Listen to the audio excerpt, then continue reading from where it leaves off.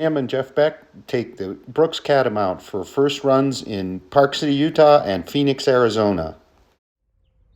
Sam from Road Trail Run here. Let's talk about the Brooks Catamount trail shoe. It's releasing August 1st for $160. So it's a 6mm drop shoe. It has a 31mm heel stack, 25mm forefoot, so that's the 6mm drop. Compared to the Hyperion Tempo, sort of the road equivalent, it has a 30mm heel, so about the same, and a 22mm forefoot, so you get about 3mm more in our Catamount. And it has a DNA flash midsole, which is also in the Hyperion Tempo from Brooks and will be in the Hyperion Elite too. So the midsole is DNA, Brooks's DNA, but it's nitrogen infused. So you may recall Skechers did with their Hyperburst CO2 processing. Here it's something different.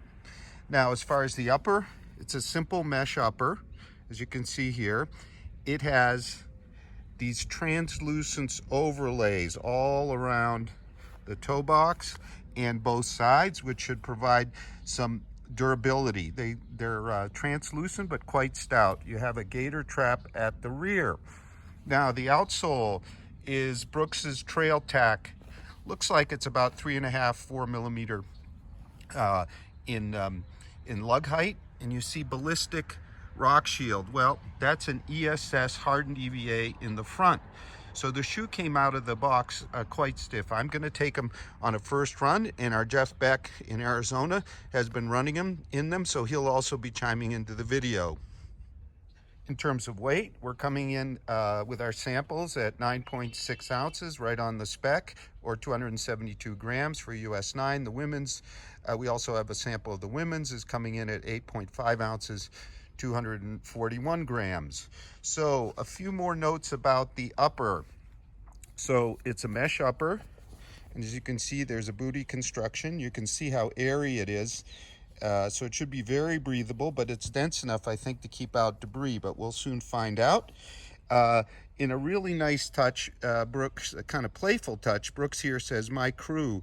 So where I guess you could put the names of your crew for 100-mile ultra, because they feel that many, or some anyway, will take the shoe for 100 miles. You can see what they have here on, it says designed and built for 100 miles of run happy. So do not think that means it'll only last 100 miles. Brooks tells us it should last 300 to 500 miles. The midsole, as there's others do, it's just a playful touch. You can see how airy that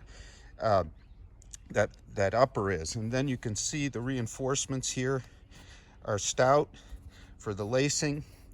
The tongue is lightly padded, but should be nice. You've got some good padding at the heel. So I'm going to take them out for a first run, and I'll tell you how they fit and how they run. I'm going to do a 6-mile loop I've been testing most of the faster trail shoes on, and we'll see how they perform.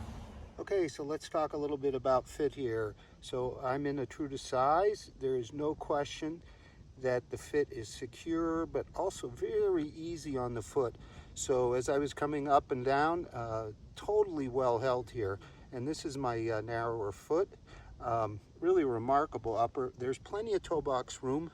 Wouldn't call it the widest, but it's plenty wide. Even folks with somewhat wider feet should find it easy, because you can see the mesh is kind of a non-engineered, soft but dense mesh.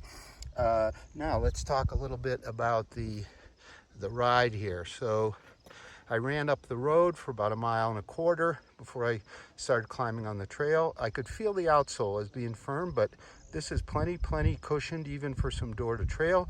Now, when I got on the trail, it really flew. I ran up and around valley, give you an idea of some of the smoother terrain. I was a little worried about the stiffness of the outsole, but I really didn't notice it at all on the trail, and the climb went super well. I'm going to show you what my stats were. This is a loop I do a lot of the time. The midsole feel, well, it is very protective and well cushioned without being mushy or overly firm. So this DNA flash is really a very fine trail midsole. I find it less dense, for example, than the Solomon OptiVibe, which is kind of vibration reducing but kind of firm. I felt no rocks whatsoever. This is kind of the smoothest part of the trail. There were a few rocks. Haven't got it on super technical yet. The flow was super smooth. I was super confident on the downhill, which is something I'm a little bit timid on. I've tested other shoes here on this loop. The Sense Pro from Solomon, which has maybe a bit more grip. The Switchback 2, which is coming from Saucony, which is bouncier, more flexible, not as confident on the downhill, not quite as much snap on the uphill. The Nike Pegasus Trail 2, which did a bit better on the hard path of road. But again, the upper just didn't quite hold me as well as this, and I didn't quite have the confidence I did. So this is one heck of an option. Oh my, I just looked at my Strava for this segment, which is about 3.2 miles or 5 kilometers. It has about 87 meters of climbing, so, and then back down, so 287 feet. And I shattered my record by almost 3 minutes on this loop. I haven't done it too many times, but the confidence this shoe gave me, both up and down, is just amazing. I actually ended up 10th overall on the loop, which isn't bad for an old guy of 63. And there's one guy in the 55 to 64 who's about 15 seconds ahead of me. So I'm gonna give him a try pretty soon too. So just an amazing ride here. Very stable, super fast, plenty of cushion. I think as Brooks is saying, that it could be a contender for even for 100 milers for many runners. We'll have to see how they perform on more technical terrain, but just an amazing new shoe here from Brooks, the Catamount. Hello, this is Jeff Beck for Road Trail Run, coming to you from Phoenix, Arizona. I just wrapped up a run in the Brooks Catamount, and I want to add to Sam's thoughts. This is not a first run impression. I've had these for a few days. I've got a little more than 20 miles on the shoe, and I gotta say, largely, I agree with Sam. This upper, super light, super soft, stretchy, flexible, breathable. I mean, it's toasty today. It's not even 9 o'clock in the morning and we're already over 90 degrees. Welcome to summer in Phoenix, but it's super breathable, but really holds the foot well, even though it's very thin. I mean, you can see light coming through. I mean, it's not an overbuilt upper. When I first saw pictures, I thought there's no way this trail shoe is a trail shoe, but it is.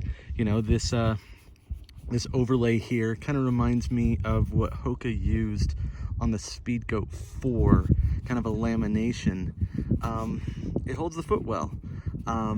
Your outsole here, you know, I've done, one of my runs was purely road. It was about 5 miles on the road, and I had some interesting wear in between the lugs here. But after spending almost 10 miles on the dirt this morning, whatever marks that was from the asphalt is all gone. And if you look closely, I mean, these lugs, they're not super pronounced. I mean, this isn't a really grippy shoe like a Saucony Peregrine or Exodus, but it's decent. Early on, my first run, I did a road to trail, and it got pretty technical on the trail part, and there were a number of places where I had a little bit of slippage. But really, for most trail running, these lugs are more than adequate.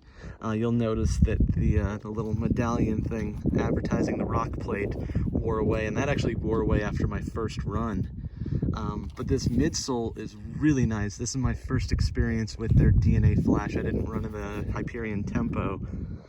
It's firm. It's softening up a little bit, but it's definitely, I so many comparisons to Skechers Performance Hyperburst, and I was kind of expecting that feel, but it's not that feel. It's its own thing, which it's not a bad thing, but it's definitely firm. So if you're looking for a very plush ride, I'm not sure.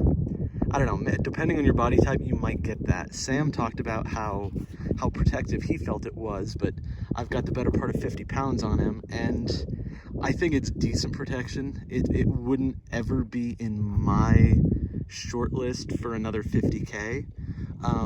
but after 10 miles, my feet don't feel bad.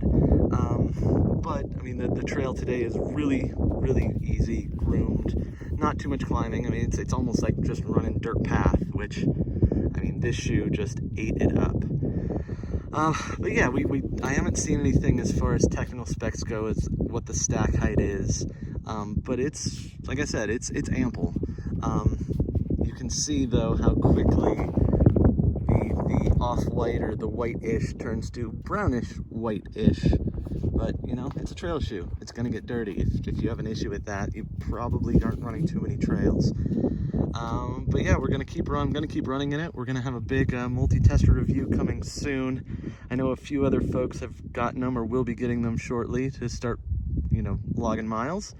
And yeah, thanks for watching, and we'll see you soon.